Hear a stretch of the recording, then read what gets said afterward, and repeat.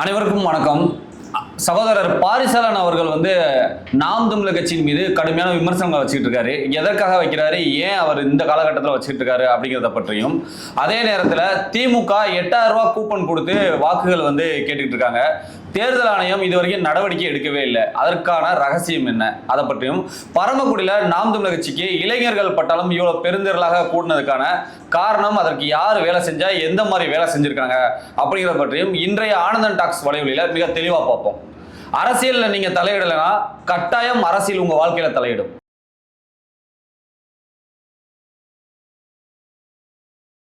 சகோதரர் பாரிசாலன் அவர்கள் தமிழ் தேசியவாதியாக அடையாளமாக இருக்கக்கூடியவர். அவர் அண்ணன் சீமான் அவர்களையும் நாம் தமிழர் கட்சி அவர்கள் மீதும் ஒரு கடுமையான விமர்சனத்தை எக்ஸ் தளத்தில் வச்சுட்டே வர்றாரு. ஏன் அவர் வைக்கிறாரு அப்படின்னா, அவர் முதல்ல அந்த விமர்சனம் எதற்கு என்ன மாதிரி வைக்கிறாரு அப்படின்னு பார்த்தீங்கன்னா, நாம் தமிழர் கட்சி திமுகவினுடைய ஒரு கைக்கூலியாக மாறிவிட்டது அப்படின்னு வைக்கிறாரு. அதற்கு அவர் எந்த காலகட்டத்தை மென்ஷன் பண்றாரு அப்படின்னு பார்த்தீங்கன்னா, அண்ணன் சீமான் அவர்கள் முத்து அவர்களுடைய இறப்பை அவர் ஸ்டாலின் அவர்கள்ட்ட போய் அந்த கேதம் கேட்கறதுன்னு சொல்லுவாங்க நம்ம வழக்கப்படி, அதை போய் கேட்டுட்டு வந்தார் இல்லையா. அந்த நிகழ்வுக்கு பிறகு அண்ணன் சீமான் அவர்கள் திமுகவுக்கு விலை போயிட்டாரு அப்படின்னு விமர்சனத்தை வைக்கிறாரு. 25க்கு 25 ரூம்ல 25 டிகிரி செல்சியஸ் இருக்கக்கூடிய ஏசி ரூம்ல 25 நிமிஷத்துக்கு மேல அவர் பார்த்து பேசின அந்த விஷயம் தான். அதை கொஞ்சம் நீங்க 25 நிமிஷம் யோசிச்சு பாருங்க அப்படின்னு நம்மளே சொல்றாரு. அதாவது பாரிசாலன் தமிழ் தேசியவாதியாக நிறைய பிரச்சனைகள் தமிழ் மண்ணுக்கும் மக்களுக்கும் வரக்கூடியது, மொழி சார்ந்து வரக்கூடிய விஷயங்கள்லாம் அவர் தன்னுடைய கருத்தை பதிவு பண்ணியிருக்காரு. அந்த கருத்துக்களை தமிழர்களாகிய நாம அதை ஏத்துக்கிறோம். ஆனா தமிழ் தேசியத்தினுடைய ஒரு மிகப்பெரிய வளர்ச்சியா இருக்கக்கூடிய நாம் தமிழர் கட்சியில தமிழர்களுக்கான ஒரு அரசியலை முன்னெடுத்து இன்னைக்கு 8% வாக்குகளுக்கு மேல இந்த தேர்தல்ல எத்தனை இடங்கள், எத்தனை தொகுதியில வெல்ல போறாங்கன்னு தெரியாது, எவ்வளவு சதவீதம் வாக்குகள் வாங்க போறாங்கன்னு தெரியாது. அப்படி இருக்கக்கூடிய இந்த தேர்தல் களத்துல பாரிசாலன் அவர்கள் இந்த மாதிரி ஒரு பதிவு வைக்கிறது ஒரு முட்டாள்தனமானதாகத்தான் நம்ம எல்லாருமே பார்க்கிறோம். என்ன காரணம் அப்படின்னா, இன்னைக்கு 4 முனை போட்டி தமிழ்நாட்டில் நிலவிக்கிட்டு இருக்கு. திமுக, அதிமுக, விஜய் ஒரு அணி, அதுக்கப்புறம் நாம் தமிழர். இதுல இருக்கக்கூடியது திராவிடம் விசஸ் தமிழ் தேசியம் அப்படின்னா, தமிழ் தேசியம் இருக்கக்கூடியது ஒன்னே ஒண்ணுதான், திமுக, அதிமுக, விஜய். இவர்கள் 3 பேரும் மிக்சடா இருக்காங்க. அதுல திராவிடம்னா திமுக தான் தூக்கி நிற்கிறாங்க. ஊழல்ல அதிமுக, சினிமா போதையில விஜய் அவர்கள் வந்திருக்காங்க.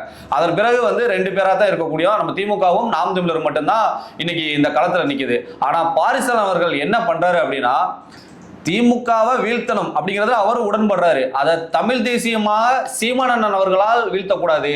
அதற்கு மாற்றா தமிழ் தலைமையா இருக்கக்கூடிய அதிமுக அதை திமுக வீழ்த்துறதுக்கு தகுதி உள்ளது அப்படின்னு அவர் நினைக்கிறாரு.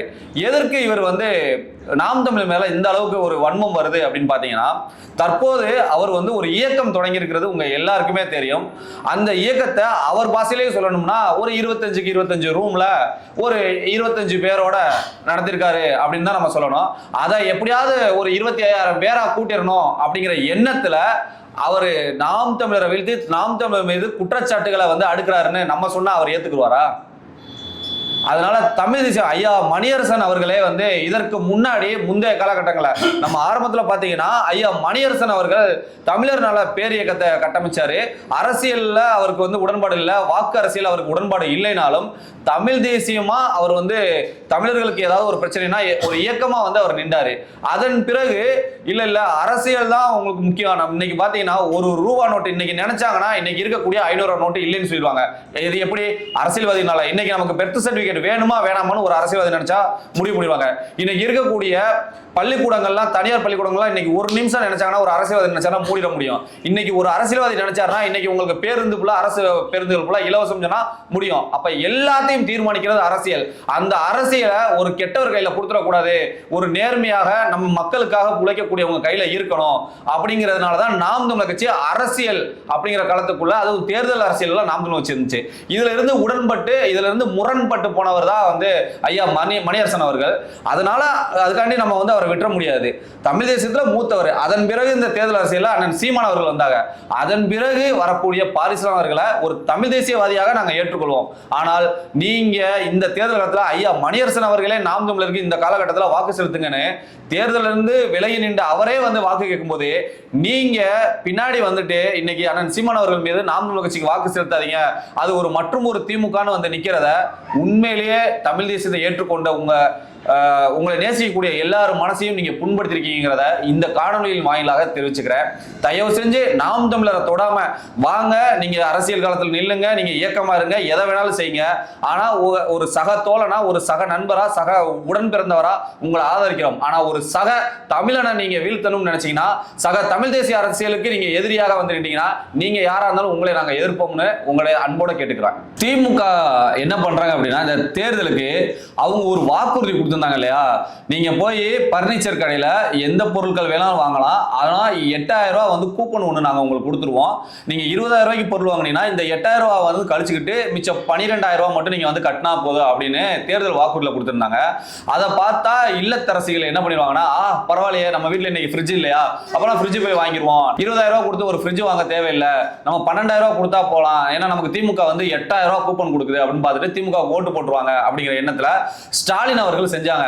ஆனா இதை வந்து எதிர்கட்சிகளா இருக்கக்கூடிய நாம் தமிழர், அதிமுக இவங்கெல்லாம் இது வந்து மக்களை கவர்றதுக்காக இந்த மாதிரி திட்டங்கள் கொடுக்குறாங்க அப்படின்ட்டு கடுமையான விமர்சனம் வச்சாங்க. ஏற்கனவே வந்து கடனே வந்து 10 லட்சம் ரூபாய்க்கு 10 லட்சம் கோடிக்கு மேல வந்து தமிழ்நாடு அரசு கடன் வாங்கியிருக்கு, அப்ப இந்த கடனை என்னைக்கு இந்த திமுக அரசு கட்டும் அப்படிங்கிற மாதிரி விமர்சனங்களை வச்சு இதை பேசினோன்னே திமுக வந்து ஐயோ மக்கள் வந்து நமக்கு போடாம போயிடுவாங்களோ அப்படிங்கிற எண்ணத்துல அவங்க என்ன பண்றாங்கன்னா, முதல்லயே கூப்பன் அடிச்சு கொடுத்துட்டா மக்களுக்கு நம்பிக்கை வந்துரும்ல, அதனால கூப்பன் அடிச்சு கொடுத்துட்டாங்க. இப்ப இதுல என்ன ஒரு சிக்கல்ல மாட்டிக்கிட்டாங்க அப்படின்னா, திமுக வந்து தேர்தல் வாக்குறுதியா வெற்றி பெற்று வர்றதுக்கு பிறகு இதை வந்து செய்யணும். ஆனா முன்கூட்டியே செய்யறதுக்கான அதிகாரம் வந்து இப்போதைக்கு அவங்களுக்கு கிடையாது.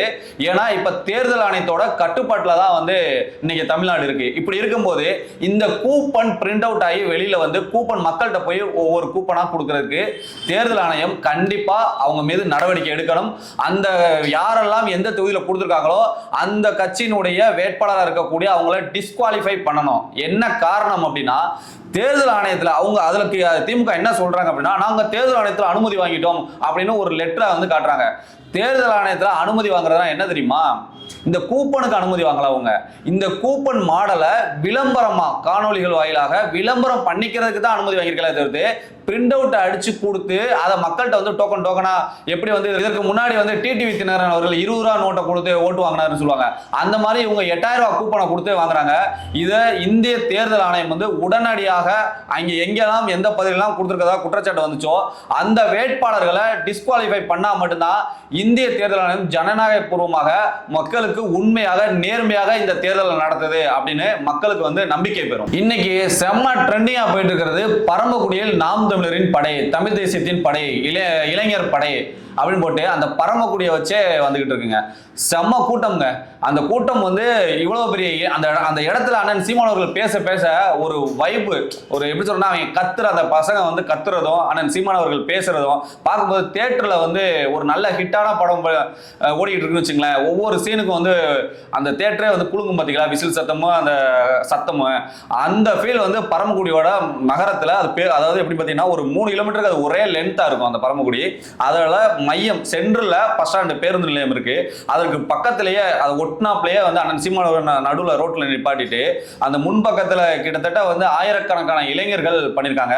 இதற்கு பரமக்குடி சட்டமன்ற தொகுதியில் இருக்கக்கூடிய நிர்வாகிகள் வந்து இரவு பகலா வேலை பார்த்தாங்கன்னு சொல்லலாம். முந்தின நாள் இரவே வந்து கொடிகள் எல்லாம் மூடி ஸ்பீக்கர்லாம் வச்சிருவாங்க, வச்சுட்டு தேர்தல் நேரத்தில் அனுமதியும் பெற்றதுனால அங்கே பக்கத்தில் இருக்கக்கூடிய பெரிய நகரமான பரமக்குடி, பார்த்திபனூர், அங்கே சத்திரக்குடி, அப்புறம் போகலூர் ஒன்றியம், நயினார் கோயில், இங்க இருந்து எல்லா உறவுகளும் அதை சுற்றி இருக்கக்கூடிய ஒன்றியங்களை சேர்ந்த எல்லா உறவுகளையும் வாகனங்கள்ல ப்ராப்பரா வந்து அவங்க ஏற்கனவே வந்து அந்த தொகுதியை வென்று கொடுக்கணும்னு வெறியில் இருக்கக்கூடிய அவங்க அங்க இருக்கக்கூடிய இளைஞர்கள் எல்லாத்தையும் அந்தந்த பகுதியினுடைய நிர்வாகிகள் வந்து ஒருங்கிணைச்சு கரெக்டா அண்ணன் வர்றதுக்கு ஒரு அரை மணி நேரத்துக்கு முன்னாடியே வந்து அந்த இடங்கள்ல அதாவது பரமக்குடியினுடைய நகரத்தை வந்து சூழ்ந்துட்டாங்க. கிட்டத்தட்ட அந்த இடத்துல கொஞ்ச நாளைக்கு முன்னாடி திமுகவும் அதே போல ஸ்டாலின் அவர்களும் வந்து கூட்டம் நடத்துறாங்க. இன்னொரு பகுதியில் இவர் எடப்பாடி பழனிசாமி அவர்களும் நேரடியாக வந்து அங்கே பேசினாங்க. அதே போல ஆனா அவங்க 2 பேரும் எவ்வளவு கூட்டத்தை கூட்டினாங்களோ அதே கூட்டம் இளைஞர்கள் வந்து நாம் தமிழர் கட்சிக்கு வந்திருக்காங்க. ஆனா ஒரே ஒரு வித்தியாசம் என்ன அப்படின்னா, நமக்கு ஆல்ரெடி தெரிஞ்ச விஷயம் தான். அவங்க எல்லாம் ஒரு டாடா ஏசில 200 ரூபாய் கொடுத்து கூட்டிட்டு வந்திருப்பாங்க, ஒரு குவார்டருக்கும் கோழி பிரியாணிக்கும் கூட்டிட்டு வந்தாங்கிறது நமக்கு தெரியும்.